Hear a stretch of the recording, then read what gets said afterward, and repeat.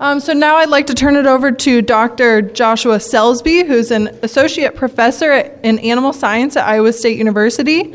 He earned his master's degree in exercise physiology from the Ohio State University in 2001, a PhD in exercise physiology from the University of Florida in 2005, and completed a postdoc in 2008 at the University of Pennsylvania with a focus on muscular dystrophy. Since arriving at Iowa State, Dr. Selsby has maintained an active research group with projects focused on muscle injury, including heat stress-mediated muscle dysfunction, supported by research foundations, the NIH and USDA. So, welcome, Dr. Selsby.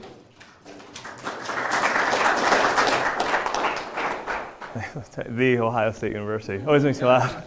Guys, that's right. Anyway, thank you guys for being here. I realize that I'm all that's between you guys and drinks. So what I will do is see if we can do that. See if we can get it done a little faster and get you guys to the beer line a little sooner. So, yeah, my training is in exercise physiology. I was 30 pounds ago, I was a college swimmer, was very much interested in bigger, faster, stronger, and I got interested in muscle disease during my postdoc, and then when I got here to Iowa State, I was very hell-bent on doing muscular dystrophy research, and it didn't take long to get swept up in some of the heat stress work that was happening here, and I just found the underlying physiology just to be amazing, fascinating, and so I started a research line. We've had some success, I think, studying heat stress and how heat stress is impacting skeletal muscle. So what I like to do is begin by just explaining why I think heat stress matters and why it's important. I certainly think this is the right audience to talk to, and we can quibble about the actual economic impact of heat stress, and I saw values just the other day that were a $900 million annual impacts for just the pork industry, just for swine production, a $900 million annual impact. And what's amazing is that it's an annual impact. Every single year, despite all of our current abatement strategies, every single year, we're losing just shy of $1 billion. Every single year. And environmental models predict that value is going to continue to get worse, that the frequency of heat events and severe heat events is going to get worse. And the spectrum, the latitudes in which you find these heat events is expanding. So we expect these losses to elevate. The other thing that's happening at the same time, let's assume that all the models are wrong. Let's assume that the environmental change that looks like it's happening isn't. We'll deny, we'll be climate deniers together. It's not changing. What is changing, though, is that we're continuing to select for lean tissue accretion in pigs. Right? We want more efficient, faster growing pigs. That comes with a cost, and that cost is an increase in metabolic heat production. And so what you're doing then is you're selecting for animals that seem to be less resistant to heat stress. So even if things stay the same from an environmental perspective, the impact of heat stress is likely to get worse as we continue to select for lean tissue accretion. But when you combine these two things, the increase in environmental temperatures with increased lean tissue accretion, the effect then is likely an accelerated rate of negative impacts of heat stress on swine production. And so there's a continued, and that's just the economic impact. We can also talk about the human cost here. And I do talk about this within thinking about just people who get heat stress, not heat stroke, but heat stress, and certainly there's a health burden there. But what about the interaction of people and meat? I mean, ultimately, why are we producing meat, right? It's to feed people. Well, if there's not as much meat to provide to people, we now have starving people. And you heard this morning talks about 9 billion people by the year 2050, and how do you then feed these 9 billion people? And pork production promises to be a big part of that, but 78% of that growth is going to come from Africa, some very, very hot regions, where you're going to have more dramatic and more severe heat events. Food insecurity then leads to political instability, and the problem begins to grow. And so I see this very much as certainly an economic problem, certainly an agricultural problem, but I also see this very, very closely tied to a humanitarian issue. And so it's one that I think strikes at multiple levels for varieties of interested people. Now, my interest in heat altogether really stems from my graduate work when I told you I was interested in bigger, faster, stronger, as part of that, I was interested in muscle atrophy. So if you're injured, you find yourself in a cast, the cast comes off, your muscle is smaller. Well, why is that? And what can you do about that? So we actually used heat as an intervention. So we're not heat stress, so we think about it, but just 30 minutes of heat every other day during an immobilization model. And so what we did is we took rats, casted them. We did not break their legs. We just casted them, and then heated them every other day for a week, and then pulled the casts off. And what we found was that muscle mass certainly shrunk in our casted animals, but with heat, it shrunk less. And so we were attenuating muscle atrophy. We followed that up with a study where we were interested in regrowth. And what we found was, so this is a mobilized group. This is a group allowed to recover for 1 week. And this is the muscle mass of animals that were allowed to recover for a week and were given 30 minutes of heat every other day during the recovery phase. And what we found was an accelerated rate of growth. So here's the same intervention, this thermal load is somehow beneficial in one instance, but what we find with what we might consider a pathological heat stress, it's the opposite effect. With heat stress, you get less muscle. Well, why is that? To me, that's scientifically, I think that's interesting. Is it intensity? Is it duration? And what's the mechanism? How do you switch from one instance building muscle, or at least slowing loss, to another instance where you're actually losing muscle or delaying growth? That's interesting to me. And at the end of the day, it's a very, very simple equation, right? At the end of the day, muscle mass is simply a balance of synthesis and degradation. If degradation exceeds synthesis, you'll lose muscle mass. So we started with that very, very simple premise, just that very simple understanding, and so, okay, we'll keep that in mind. And then a colleague mentioned, well, what if you're starting to capture some amino acids that you use for growth, and instead you're using them to support some other cellular process? Might that also retard synthesis? And I thought, yeah, that's a reasonable thing to suggest. And so we'll put that on there. We'll call that amino acid repartitioning. And a logical thing to think about might be inflammation. So maybe when you have a heat stress, you have an inflammation in skeletal muscle, and now you've got to support this massive inflammatory response. I can tell you as an aside, I'm not going to show you this data today, that doesn't exactly look like it's happening, but it's reasonable to suggest that maybe some of these amino acids are still being harvested and used somewhere else, not for growth. So we'll put it up there. But what we really wanted to focus on was this idea of increased degradation and decreased synthesis. And so then what we did is we just on a whiteboard, we just threw up different cellular processes that might actually impact degradation and synthesis. And this was our list. And this is, so calpains and the proteasome are both involved with protein degradation. Oxidative stress can lead to actually decreased synthesis and increased degradation. Autophagy is a new proteolytic process, so more degradation. New is terrible. A newly emergent, the relevance and the impact of autophagy is becoming better appreciated, I should say. Inflammatory signaling can limit actually synthesis and degradation. ER stress, mostly on the synthesis side. Apoptosis on the synthesis side. And mitochondrial dysfunction then could create free radicals or it could limit synthesis capacity. And so that also made our list. And as we started to think about this list, it became really clear that it wasn't just a list per se, but really what we were looking at was a whole series of interrelated cellular processes where one thing might have a big impact on another. So I'm going to leave that for now, just with this kind of network. We're working in a cell where one thing might impact another thing a cell does. And what I want to do is just take a second and consider pork production. This is my model of pork production. And with pork production, really, at the end of the day, you take the food, you stick it in the pig, and you get energy, right? We get ATP. And the pig is using the available nutrients from the food and from the ATP it produces to make muscle, to make meat. And then the consumer then comes and turns it into a delicious dish. This is how it should work. But what about with heat stress? What could go wrong with heat stress? And so if we then look at pork production during heat stress, we know that the pigs are nutrient restricted. They simply don't want to eat. That limits then nutrient availability to support muscle growth.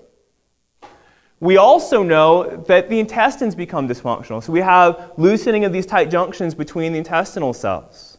We have leakage of things from the inside of the intestinal lumen into the circulatory system. We do get an inflammatory response. But we also know that there's transport of nutrients that becomes negatively impacted. So just because the animal is eating the food doesn't mean those nutrients are actually making it into circulation, and it doesn't mean that they're usable nutrients. They simply may pass right on through that GI tract. So you're not able to take advantage of food consumed. We also know that of the nutrients that make it all the way to a muscle cell, you're not producing as much ATP or energy as you should be. There's another loss of efficiency. So you're losing efficiency here on the feeding side. Aside from the fact they're not eating as much, you're not able to take advantage of as many nutrients as they're consuming. So that's one negative hit. The second negative hit is here. You're losing efficiency in terms of ATP production. The combination then of reduced nutrient availability, decreased energy production then negatively impacts the amount of meat you're producing. So now you have slower growing animals. And on top of all of that, you have a decrease in meat quality. Right? So heat stress is negatively impacting pork production at multiple levels. Now, of all the things that are happening there, what got me most excited and gets me going is this. What is heat doing to negatively impact ATP production within a cell? How do you go from an increased thermal load to not as much ATP? These things seem to be very much disconnected. And so what we did is we thought, okay, where might these inefficiencies be coming from? How might cells ordinarily produce ATP? And what we got to the conclusion very quickly was that we need to consider what's happening inside the mitochondria. So under most conditions, under basal conditions, we're producing the majority of the ATP used from our mitochondria. And so unfortunately, and this was also very consistent with our thinking here, that mitochondria are intimately related to this whole network that we're talking about. So you can go from damaged mitochondria to oxidative stress and connect to apoptotic signaling, to autophagy. We can get from mitochondrial dysfunction to altered proteolysis. Right? So this is really a cornerstone, and independently through a separate line of thinking, we've also identified the mitochondria as an important thing to consider. So what I'm going to do now is punish you with some mitochondrial stuff. So as you consider the mitochondria, we will first consider this, the TCA cycle. Now, rather than bring you back to high school or college, what we will do is simply say stuff comes into the TCA cycle and NADH comes out of the TCA cycle. And we'll leave it at that. Easiest test you've ever taken. Okay? So this is what we want. Under normal circumstances, this is what's happening. We have acetyl-CoA, and that might originate from fatty acid metabolism, from glucose metabolism. It goes in, it cranks around the cycle here, and you're producing some NADHs and some FADH2s, and those end up in the electron transport chain. Okay, so this is how we're producing ATP. These NADHs then power several pumps, complexes 1, 3, and 4.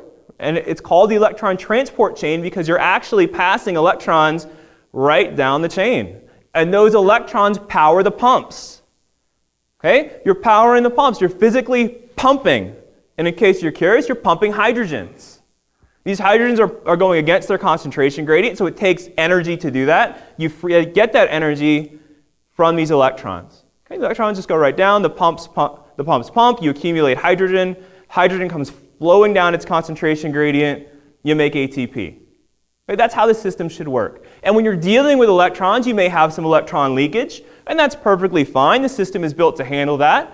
And so there is some leakage that occurs. Some of these electrons don't make it all the way to oxygen to make water. Some of them leak a little bit early at complexes 1 and 3 in particular, and you end up producing a free radical called superoxide. But that happens all the time. Right now, at rest, in perfectly healthy muscle, about 5% of your oxygen is converted to superoxide. That's okay. You have built-in antioxidants that are designed to handle that stress. It's perfectly fine. We're built for this. We can handle this. But what about heat? What happens then when you increase the heat load? Well, what we know happens is that there's a slowing of movement at complexes 1 and 3. And what that means is you're not passing electrons as efficiently as you should. You end up then with pumps that don't work as well as they should. And here comes one of the first inefficiencies we can talk about. So if your pumps aren't pumping as efficiently as they should, that means you don't have as many hydrogens here as you should. And what that means is you're not producing as much ATP as you should. If you're not producing as much ATP as you should, you don't have the energy available for protein synthesis. This is where one of your hits comes from. The next one is this. In order to get the available hydrogen to make the ATP, you've got to turn through the TCA cycle more. And so now you're losing efficiencies from nutrients feeding into the TCA cycle already. Okay, so that's hit number 2. The other thing that's happening is this. If your complexes aren't working as effectively as they should, you have accelerated electron leakage, specifically at complexes 1 and 3. You end up then with increased free radical production. Okay? This is a problem. A little bit of superoxide, not a problem. A whole bunch, a big problem. This is what we call oxidative stress. These free radicals are then free to go, and they'll modify proteins, they'll modify DNA, they'll modify lipids. And when they modify proteins in particular, they can actually change the way that they fold.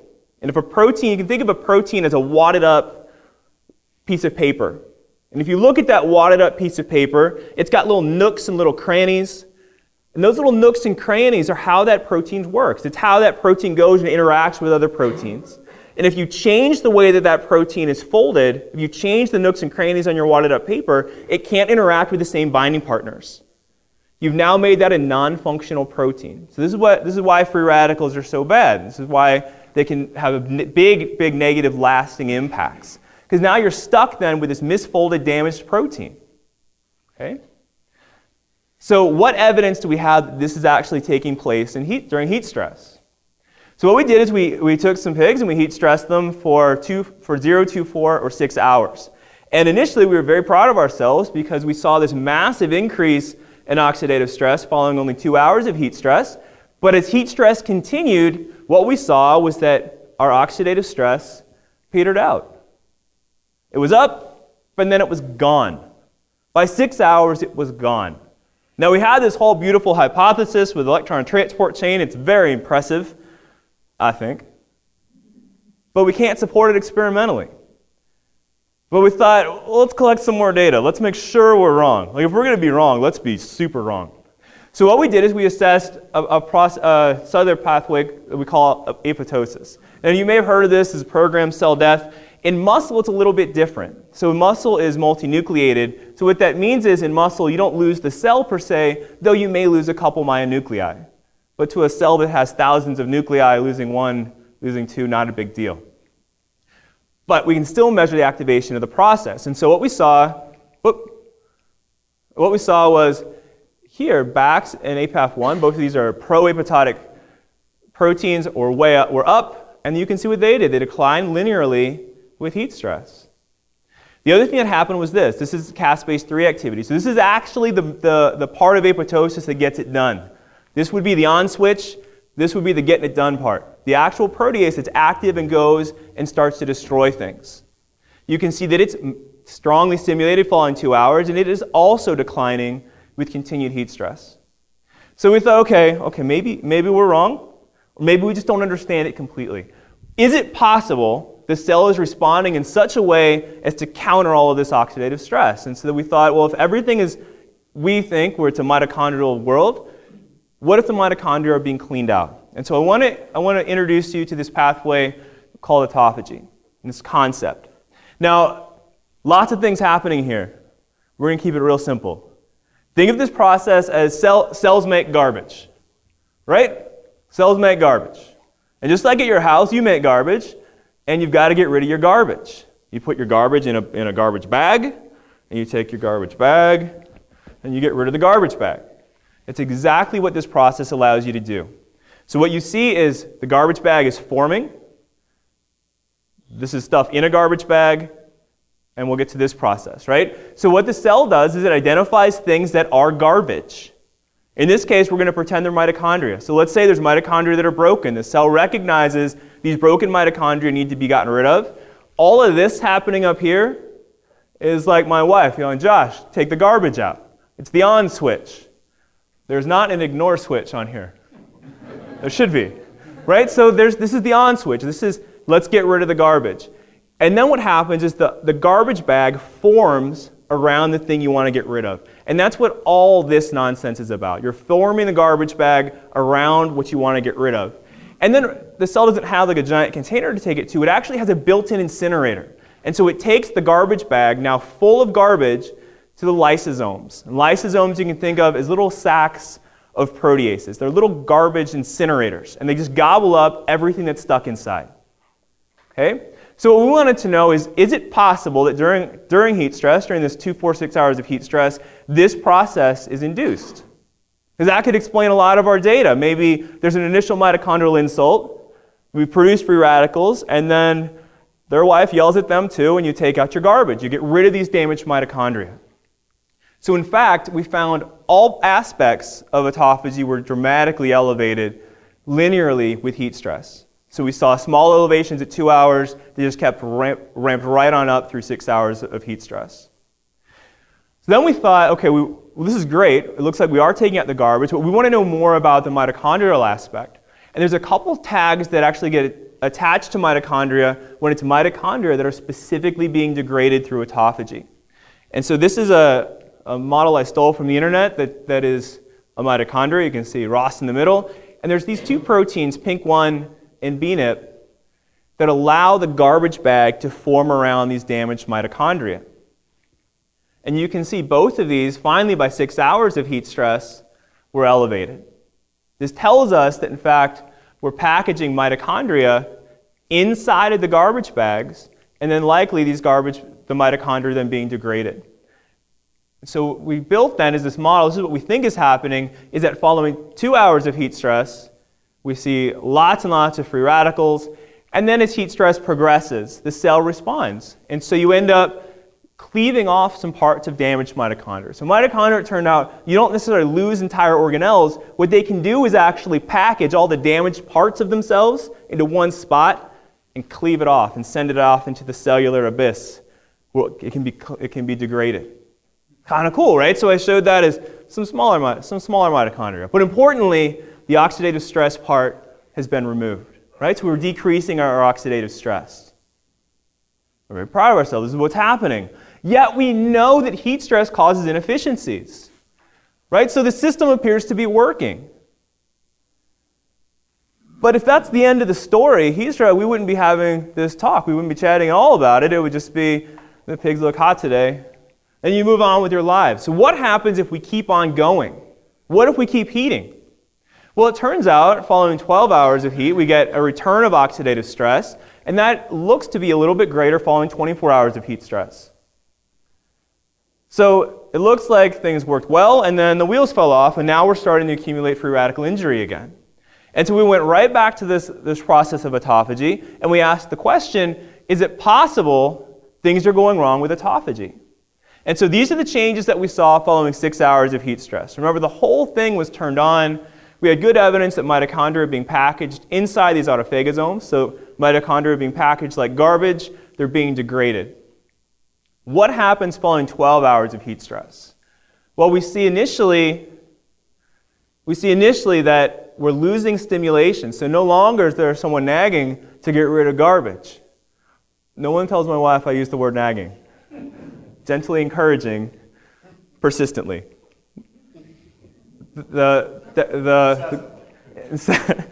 Your word, not mine. Right? So we're losing activation. We're losing formation. So now we're not even building the garbage bags like we should be. And we're not of the garbage bags that we build, we're not incinerating. Okay, so this process is really starting to fall apart. And then we went further. What about 24 hours?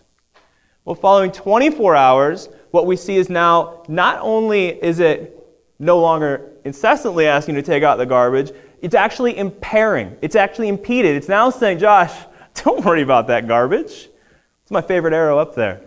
Right? The pathway is actually inhibited. And we see then a large accumulation of garbage bags. So this tells us then we're not degrading them. So we're actually further impairing degradation. The other thing that happens is that mitochondria are no longer being selectively packaged for degradation. So this creates a situation then where you're actually preserving damaged mitochondria. Okay, you're actually it should be mitochondria selectively packaged and degraded. What you've done now is you're now allowing specifically these damaged mitochondria to persist. And remember, these damaged mitochondria are cranking out these free radicals. So we realized this is a little bit out there, so we wanted to collect a little bit more data.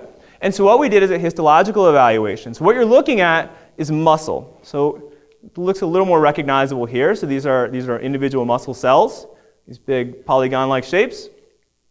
You can see the nuclei are blue. Can you guys see that? Is it too bright? You can't see that at all. I can barely see it. Right. I can tell you it's anything. And you can see the smiley face here. Can we turn off lights? Can I turn off lights? Yeah, I can turn off lights. Can I turn off the sun?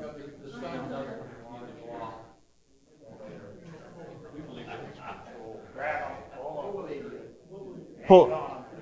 Can you grab that? It's a cool picture. What's that? Everything else is controlled by it. So is this. Look at that. Oh, aren't you glad you did it? Thank you. Okay, so what we can see are nuclei in blue. The lysosomes, so remember these are the big incinerators, are shown in red. Autophagosomes, these are the actual garbage bags, are shown in green. And then this is just a digital overlay. We take all the images and we stack them together and we can show them this way. So what you can see with thermal-neutral animals is that you have some of these lysosomes around, so some of these incinerators around. It's a normal happy cell. It's got to have some basal level of degradation happening. It's got a couple of these garbage bags sitting around, which is fine. And what you also see now is that these dots, you can see the reds and the greens, are right on top of each other. And they've actually got a new color now. Okay, so that's called co-localization. So they're stuck together. You can see a massive induction of this process following 24 hours of heat stress. We have lots and lots of incinerators, but we also have lots and lots of these garbage bags. And when you actually look at the overlay and look very closely, over here what you'll see is, yes, there is a high degree of overlap. So good co-localization indicating this process is happening-ish. It's happening sort of. There's a ton of these lysosomes, these incinerators, and a ton of these garbage bags that miss each other, that are not co-localizing. And so this is quite supportive then of our data suggesting a disruption of autophagy. So this pathway that should be clearing out these damaged mitochondria is failing.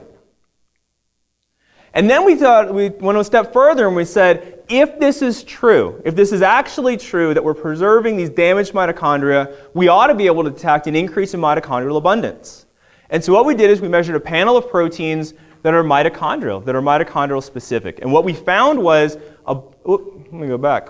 What we found was most of these were elevated. So this is following 24 hours of heat stress. You can see the effect becomes a bit larger following 24 hours of heat stress.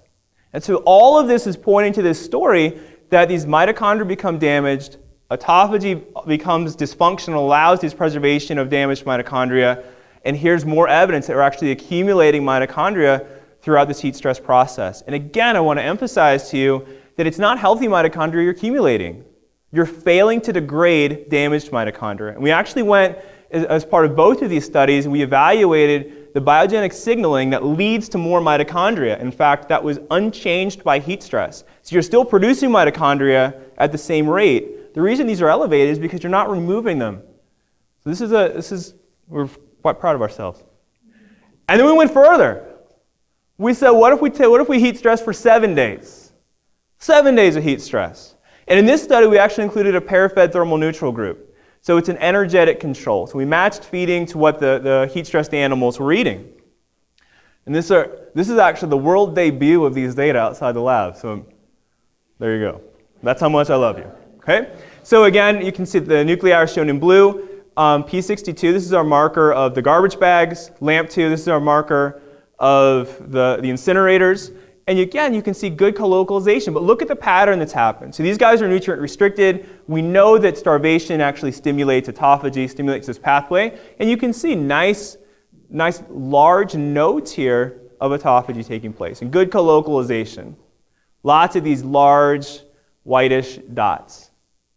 Okay, this is what's happening under control conditions. Did you restrict the intake down or push the intake up? So we restricted the intake down. So these are, went the wrong way. I let the cat out of the bag. So these animals are nutrient restricted, and so I think it worked out to about a 60 to 70% reduction, but they were still growing though. Yep. They were nutrient restricted under thermal neutral. Yes. Thermal neutral environment. Yes. Yep. So then we have our heat-stressed animals. And again, garbage bags, incinerators. This is what we saw. The pattern vastly different.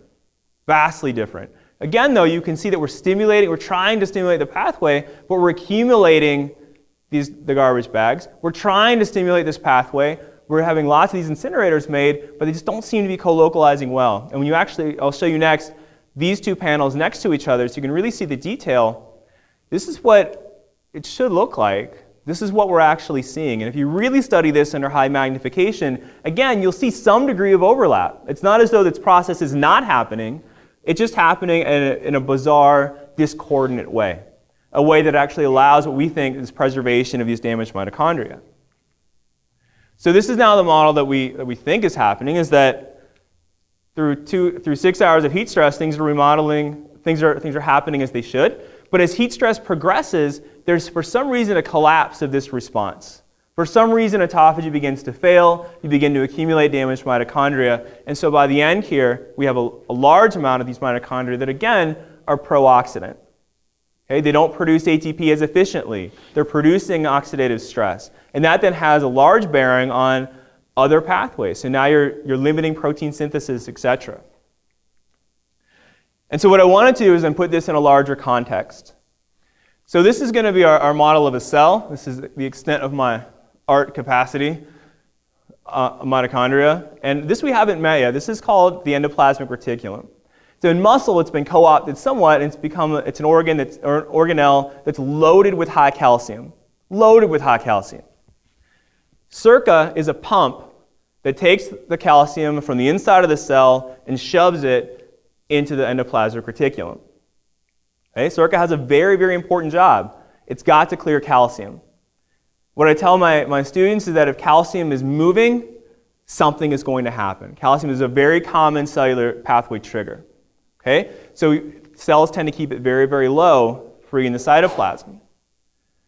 You can see our mitochondria are happy, things are coming in, ATP is coming out. And I wanted to, again, emphasize you are producing some superoxide, but there's a good balance here of free radical production and antioxidant activity, all as well. We call that redox balance. Okay, so your redox oxidation state is in good balance. But what happens during heat stress? I'm going to add a little heat to this. It turns out, and this was shocking to me, Circa is heat sensitive. And it's heat sensitive within ranges you might actually expect during a heat stress event in vivo. So the pump itself actually changes structure because of heat. And when it changes structure, it doesn't function as well. And when it doesn't function as well, it can't clear calcium. Now, one of the things that in my other life, I'm very much interested in muscular dystrophy. And one of the common things we see with muscular dystrophy is that mitochondrial calcium loads become very, very high, again, because of modifications of Circa. Mitochondria become a secondary well for calcium storage. When Circa is modified, and there's other disease states where that same kind of thing is happening, I suspect the same thing is happening here. Circa becomes modified, calcium becomes free in the cytosol, and then it's sequestered inside the mitochondria. So when calcium enters the mitochondria, this is where we end up with problems with ATP production. So we're no longer able to produce ATP as effectively. What we see then is a shift in redox balance, and so now this is when we end up with leakage at complexes 1 and 3. The electron transport chain isn't functioning as well. The other thing I should have mentioned is that when the mitochondria aren't functioning as efficiently as they should, not only are you producing less ATP and more free radicals, but you're also producing more heat during heat stress. Right? So there's a whole calamity of events taking place that ultimately lead to a cell-wide dysfunction. Now, what should be the other thing that takes place is these free radicals can go and actually also modify Circa. During heart attacks, so if you survive a heart attack, hope you survive a heart attack. Don't have a heart attack. Okay? One of the problems that you run into is that there's a massive amount of oxidative stress, and one of the big targets of that oxidative stress is this pump. And then you end up again with decreased Circa function, further accumulation of calcium, which means more sequestering in the mitochondria, which means more free radical production, and more circuit modification, and more calcium in the mitochondria, etc. Okay? So we've begun what we call a death spiral.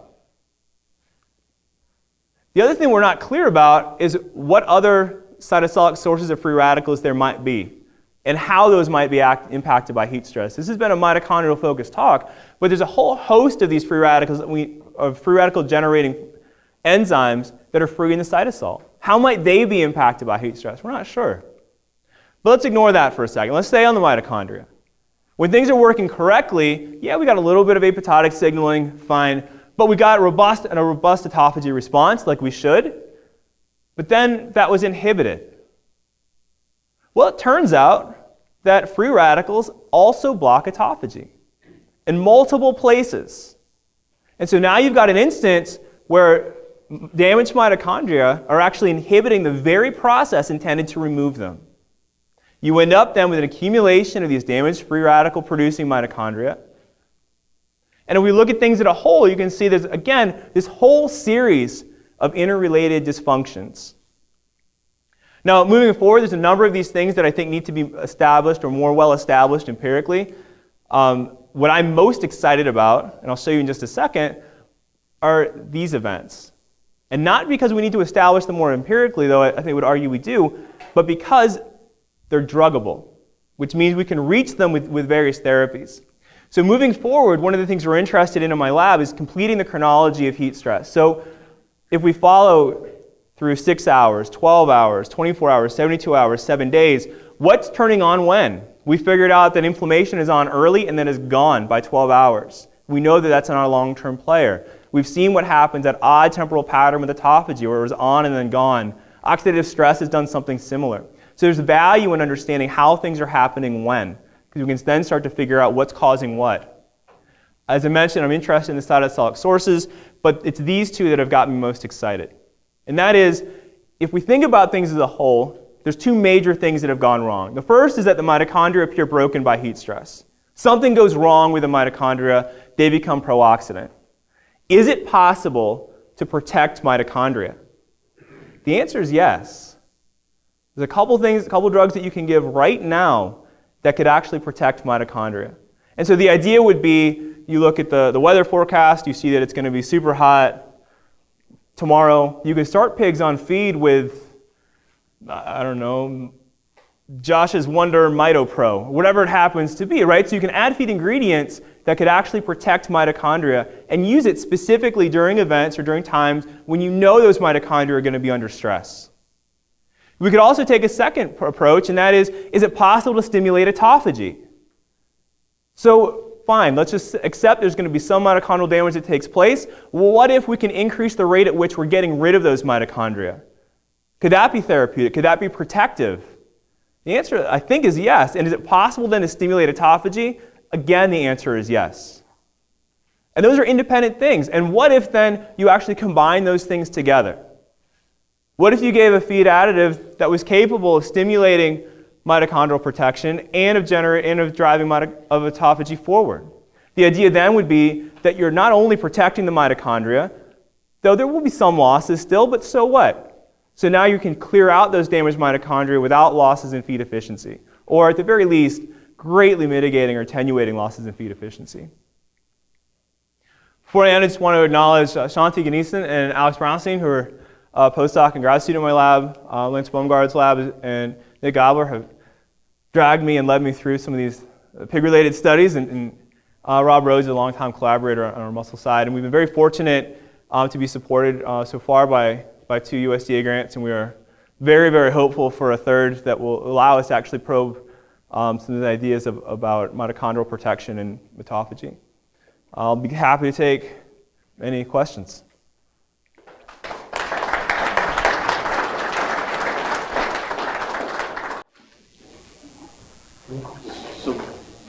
So you started off kind of suggesting that there's a nutrient are leading up to what we observe production-wise is reduction in performance, right? Lack of protein synthesis, or lack of it being there. In the end, I think what I heard you say is it's a thermodynamic problem.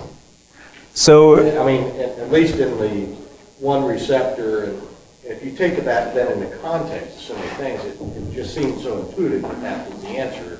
Not sure, where did you end up with your original hypothesis that nutrients are restricted? sure. So certainly heat stress is a multifactorial problem. Nutrient restriction is one aspect of that larger problem. That one, I don't know how to make pigs eat more. What I'm interested in is, of the nutrients that those pigs eat and absorb, how can those pigs utilize that more effectively during heat stress? So maybe they can produce $1 worth of energy. Normally, with heat stress, they're producing 80 cents. So is it possible then to recover that missing dollar amount through this idea of mitoprotection or turning on autophagy? And I think the answer is yes. Then the question becomes, for people who are interested in appetite regulation, what can we do to get them to eat more during heat stress? And the other question, and this is something we've also debated amongst kind of the group here at Iowa State, is voluntary feed restriction actually protective? So if you cram more food into this animal that we know has a leaky gut, is that going to make endotoxemia worse? Is that going to make the thermal burden of metabolism worse? We're not sure. And it might be then that we don't want them to eat as much as they do normally, but so that makes capturing that efficiency on the bioenergetic side so much more important, because this first problem isn't actually a problem, it's a biological solution to a problem we're not sure about yet.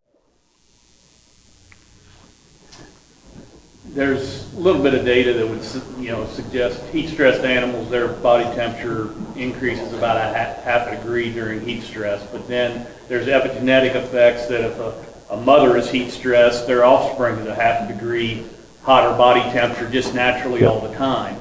So are some of these things generational? In other words, is that half a degree increase in body temperature of those offspring similar to an acute heat stress event? So the question is, there's some epigenetic effects that suggest offspring of pigs that have been heat stressed are about a half a degree warmer, and might some of that be here? Sort of. And the sort of is this. Well, when we studied are you talking to Jay Johnson, some of Lance Baumgart's data, right? So we know that those animals are about half a degree warmer, just living life, they're about a half a degree warmer, and we actually went and calculated the efficiency cost of that because they wouldn't grow more efficiently. So there's actually then a metabolic cost of that elevated heat production, and that actually has a dollar amount. It was a significant dollar amount. Aside from that, when we're talking about with heat stress, with these guys, we're not talking about a half a degree bump. What we saw here was anywhere from a full degree to 2 degree elevation. So a pretty robust heat stress, not something that's going to be a routine heat stress, but like the last couple weeks in Iowa, it's been upper 90s. And we saw, I think, in our barns, we may have seen more than just a half a degree. How does hydration play into this whole sequential cycle and electrolyte balance? Great question. So the question is, how does hydration play into this, and how then does the electrolyte balance play into this? Hydration, I can tell you that hot pigs drink more. I can tell you that if you're a less efficient growing animal, it's going to take you longer to finish, which means more inputs, including water. So again, we can talk about environmental stewardship, and so then there's a greater reason for more people to be concerned about this problem. But I think you're much more interested in a biological answer. So, and to that, I don't have a good one. We haven't manipulated electrolytes at all during heat stress. I don't know that, I don't think changing salt and sodium or potassium here is going to have a big effect on the biology that we talked about today. I think that would still stand regardless of what we did there. I think we could make it worse by deliberate manipulations, but I don't know that we're going to improve efficiencies of the system by changing electrolytes. Any more questions? Josh, is there a specific metabolite you might have in mind? So at 24 hours, you have the wife saying, oh, I'm going to take out the trash. Is there a specific pathway you might be going to target here in the future to stimulate the production of the esophageal pathway? Yeah, so autophagy, it turns out, is regulated by, negatively regulated by a couple different kinases. So there's a couple things that are telling it what to do on the turning it off. There's a couple other things that are turning it on. And so right now we're looking very carefully at those pathways to figure out which ones we think we can manipulate most immediately.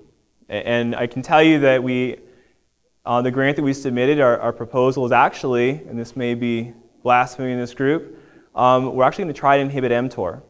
And most people recognize mTOR as a big driver of a pathway necessary for protein accretion and growth. But there's some growing evidence now that suggests that you can actually give rapamycin, which is the inhibitor of mTOR, at low doses and actually sustain life-extending stuff. So this is most often experimental models. It's given at high doses. What we're interested in is very low-dose rapamycin, and we're hoping that we can hit the sweet spot of driving autophagy without negatively impacting the mTOR pathway. And so we're going to try a couple doses. We have a whole bunch of cell culture experiments planned in using pig-derived cells, and we're actually going to try some in vivo experiments. You talking about atrophy? No, I'm talking about rapamycin. It inhibits mTOR. It's a hardcore. It's actually a cancer medication. This would not be something you want to run out to the barns and try. Economically, it wouldn't work. We don't know the doses to give. This is just proof of concept for our purposes. Just proof of concept. Can we drive autophagy during heat stress and prevent some of these changes from taking place? Now we recognize blunting protein synthesis is the exact opposite thing that we want to do. We'll solve that problem later on. What we're interested in simply is if we can maintain autophagy during heat stress, can we prevent some of the oxidative stress? Can we prevent some of this accumulation of mitochondria? That's the only question we're interested in. And then what we can try to do is identify ways to stimulate autophagy independent of mTOR. Then it becomes for us worthwhile to invest that time and effort to identify the appropriate agents. But the mitochondrial protection side, that's something that we think is ready to go in the short term. Or will you consider antioxidants in your discussion there? Are they all kind of created equal, or, is it going to be certain targets? Sure. So the question is, essentially, why not just use antioxidants? Are all antioxidants equal? So the answer is very much no. Not all antioxidants are equal. We've learned a whole lot. There's a variety of antioxidant studies that were done, I think, a number of years ago in heat stress that failed, and there's a couple recent papers from, I think it was an Australian group, and I'm embarrassed I can't remember the name. They tried, and those were also met with unimpressive results. And the issue, I think, is that they were using general, broad spectrum, if you will, antioxidants.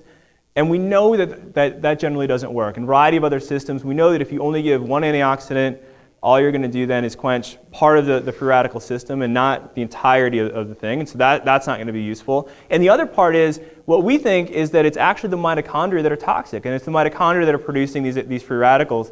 And so what we need then are mitochondrially targeted antioxidants. And those are available. So that's where we're starting. And then we'll refine our technique as we get closer and closer to actual translational application.